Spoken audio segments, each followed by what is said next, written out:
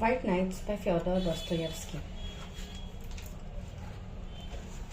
I think I read the third night. The fourth night. My God, how it has all come to an end. What an ending to all of this. I arrived at 9 o'clock. She was already there. I caught sight of her when I was still quite a distance away. She was standing like she had been there that first time, with her elbows leaning on the railing of the embankment, and didn't hear me approach. Nastenka. Nastenka. How many times have we said Nastenka? It's 89, 90. I called out to her, making a tremendous effort to suppress my agitation. She quickly turned around towards me. Well, she said, well, quickly now. I looked at her in bewilderment. Well, where's the letter? Did you bring the letter? She repeated, clutching the railing with her hand. No, I don't have a letter, I said finally. Has he not come to see you yet? She turned terribly pale. For a long time she looked at me without moving. I had shattered her last hope. Well, good luck to him, she uttered finally in a breaking voice. Good luck to him, if he is going to leave me like that. She lowered her eyes and then wanted to look at me, but she couldn't. For several more minutes she kept her agitation in check, but suddenly she turned away, leaned her elbows on the balustrade of the embankment, and burst into tears. Enough, enough, I began, as I looked at her. I didn't have the strength to continue. And what could I have said? Don't try to comfort me, she said. Don't talk about him. Don't say that he will come, that he wouldn't abandon me so cruelly, so inhumanly as he has done. What for? What for? Can it really be that there was something in my letter, that wretched letter? Here, her voice was broken by sobs. My heart was breaking as I looked at her. Oh, how cruelly inhuman it is, she began again. And not a line, not a line. He could have at least answered that he didn't need me, that he was rejecting me, but not a single line in 3 whole days. How easy it is for him to wound, to insult a poor defenseless girl, whose fault is that she loves him. Oh, what I have endured in these days. My God, when I recall that I went to him for the first time myself, I humbled myself before him, wept, that I begged him for just the tiniest smidgen of love. And after that, listen, she began as she turned to me, and her black eyes began to flash. This cannot be. It simply cannot be like this. It's unnatural. Either you or I have been deceived. Maybe he didn't get the letter. Perhaps he still doesn't know anything. How is it possible? Judge for yourself. How is it possible to behave so barbarously, so coarsely as he has done towards me? Not a single word. But the lowliest man on earth is treated with more compassion. Perhaps he heard something. Perhaps somebody said something about me, she cried out, turning me with a question. What do you think? Listen, Nastenka, tomorrow I'll go and see him in your name. Yes? And I'll ask him everything. I'll tell him about everything. Yes, yes. You write a letter. Don't say no, Nastenka. Don't say no. I'll make him respect your actions. He'll learn everything. And if... No, my friend, no, she interrupted. Enough. Not another word. Not another word from me. Not a line. Enough. I don't know him. I don't love him anymore. I will forget him. She didn't finish. Calm yourself. Calm yourself. Sit here, Nastenka, I said, and I seated her on the bench.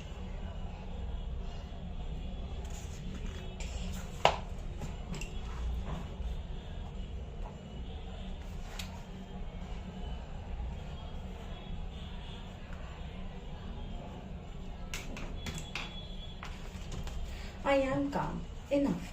It's nothing. Just tears. They're dry. Do you think that I'll do away with myself, that I'll drown myself? My heart was full. I wanted to say something, but couldn't. Listen, she continued, taking me by the hand. Tell me, would you have acted like this? Would you have abandoned a girl who came to see you on her own? Would you have thrown in her face a shameless jeer at her weak, foolish heart? Would you have looked after her? Would you have understood that she was all alone, that she didn't know how to take care of herself, that she didn't know how to protect herself from loving you, that it wasn't her fault, that finally it wasn't her fault, that she had done nothing? Oh my God, my God. Nastenka, I cried out, finally, unable to control my agitation. Nastenka. Nastenka, I finally cried out, unable to control my agitation. Nastenka, you're tearing me apart. You're breaking my heart. You're killing me, Nastenka. I cannot be silenced. I must finally speak and tell you what has been welling up here in my heart.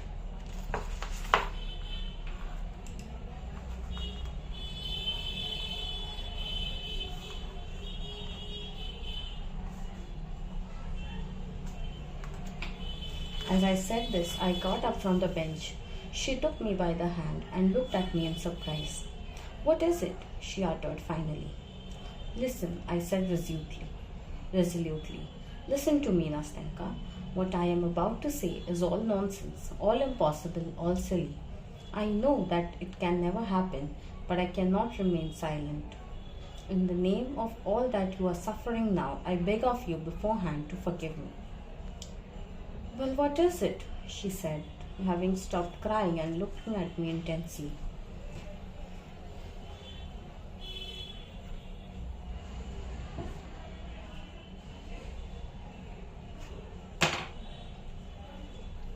Intently, while a strange curiosity shone in her astonished eyes.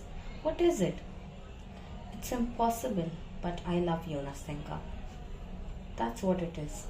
Well, now everything has been said, I said with a wave of my hand. Now you will see whether you can talk with me as you were just talking, whether finally you can listen to what I'm going to say. Well, what of it? What of it? Nastenka interrupted.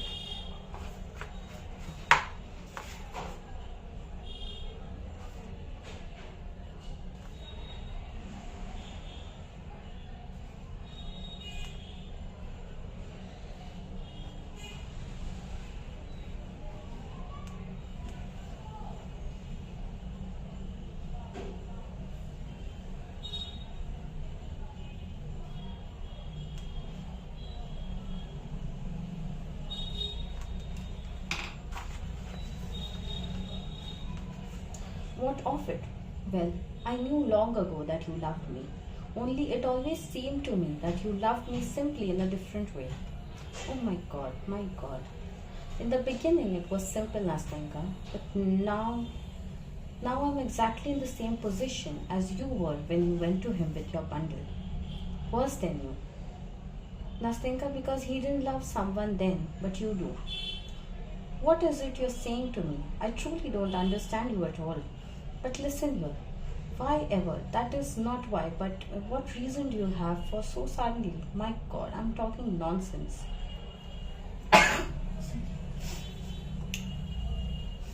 And Nastenka became thoroughly confused. Her cheeks were flushed. She lowered her eyes. What's to be done, Nastenka? What am I to do? I am to blame. I abused you. But no, I am not to blame, Nastenka. I know it. I feel it because my heart tells me that I am right. Because I cannot hurt you. I cannot offend you. I was your friend. Well, that is what I am now. I have betrayed nothing. You see now, it is me whose tears are streaming down. Nastenka, let them stream. Let them stream. They won't bother anybody. They will dry, Nastenka. But sit down.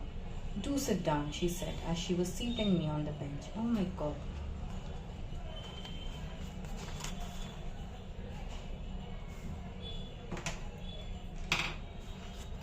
No, Nastenka, I won't sit down. I can't stay here any longer. You won't see me anymore. I'll say everything and leave. I only want to say that you would have never learned that I love you. I would have buried my secret. I would not have tormented you at this moment with my egoism. No, I couldn't bear it any longer now. But you spoke of it yourself. You are to blame. You are to blame for all of this, not me. You can't drive me away from me. No, no, of course not. I am not driving you off, no, Nastenka said, concealing as best as she could her embarrassment for the poor thing.